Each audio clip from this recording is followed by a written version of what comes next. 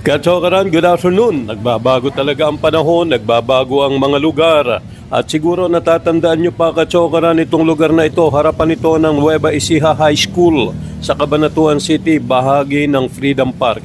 Ayan, logo yan ng Mason, yung masonry. Yung kanilang lohya, dati po may gusali dito. Yan, natatandaan nyo na.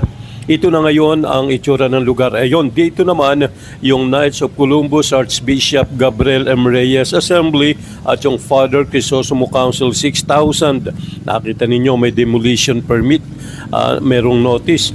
Ito, yan nga po yun. Lakad-lakad tayo ng konti at dito, ano yung katabi pa niyan? Ang Rotary Club of Cabanatuan. Ito naman yung kanilang hall. Ito yung pinakakanto na sa kanto ng Mabini Street at ng nung kanto to, Burgos. Yan, kanto nitong Burgos at Mabini Street, Cabanatuan City. So, ito po yung Rotary Club of Cabanatuan. So, Rotary Club of Cabanatuan, Knights of Columbus at yung Freemasonry, dati po nasa lugar na ito.